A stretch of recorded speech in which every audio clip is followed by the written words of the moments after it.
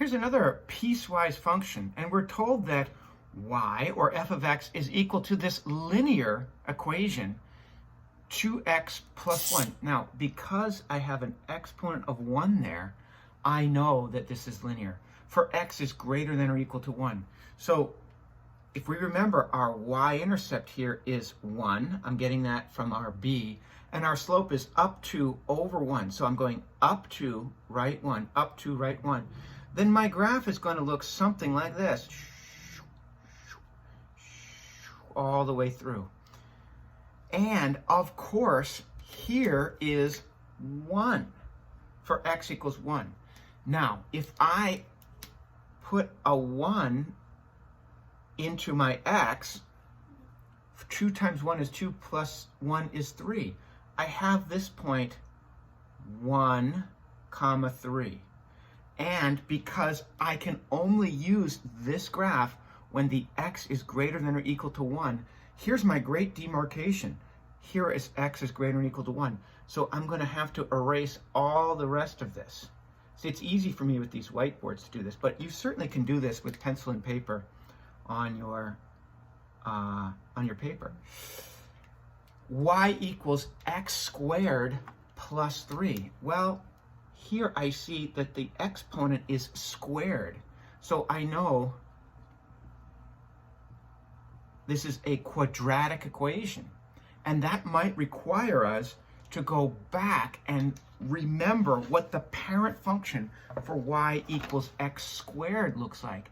Here is y equals x squared, parent function. Well, if I put in a 0 for x, I get a 0 for y. If I put in a 1 for x, I get a 1 for y. If I put in a negative 1 for x, I get a 1 for y.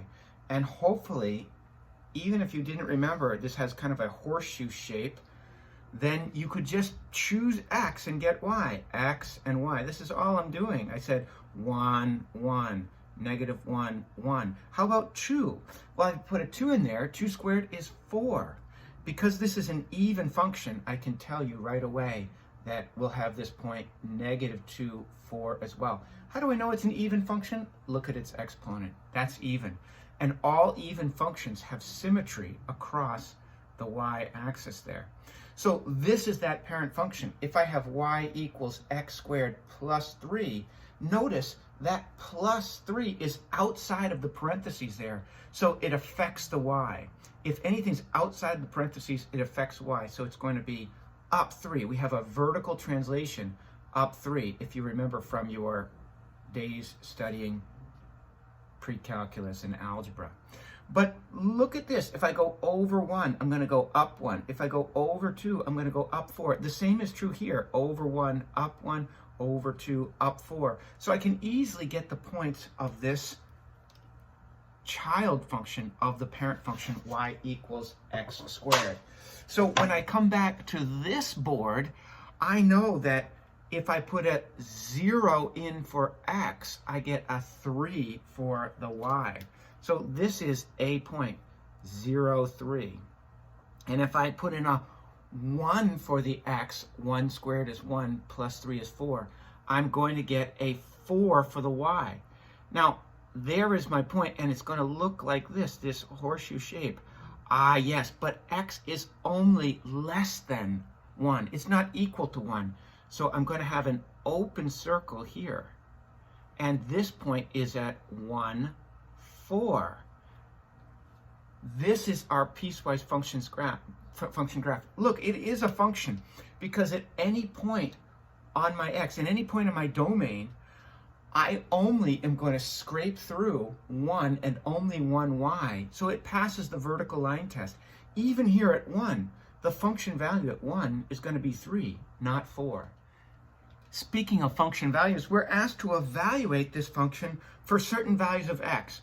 What is the function value? This means what is the y value when x is negative 2? So we can see by our graph, when x is negative 2, we're expecting to get a point up here. Negative 2, I'm bringing negative 2 into the mix. And I'm asking myself, which equation does it go into? Well, look, anytime our x is less than 1, we're going to use the bottom equation. So this is negative 2 squared plus 3, well, that's negative 2 times negative 2, which is 4 plus 3 equals 7. So I look here, I go, yeah, that's about right. I'm sorry, that was negative 2. Sorry, negative 2, 7. So my graph is a little off, but you can get the point that it's going to be high, somewhere there. 6, well, now I'm asking, what happens when our input is 6? So we're bringing a 6 in.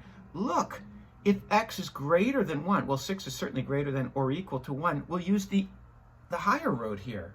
So this is 2 times our input plus 1. Well, we're following the order of operations, so multiplication before addition. 12 plus 1 is 13. So at 6, say we're out here at 6, we get this point 6, 13. You see, that's quite reasonable. And f of 1. Now here comes the big question. What happens when we have a 1 for our input? Well, when x is greater than or equal, so important, or equal to 1, we'll use the high equation, or the upper road. I'll call this the upper road and the lower road. Probably better than the high equation. Could get kind of funny there. All right, so we get a 3. As we know, there is our point. We found that 3. It's not 4, it's 3, because we have to use the high road equation.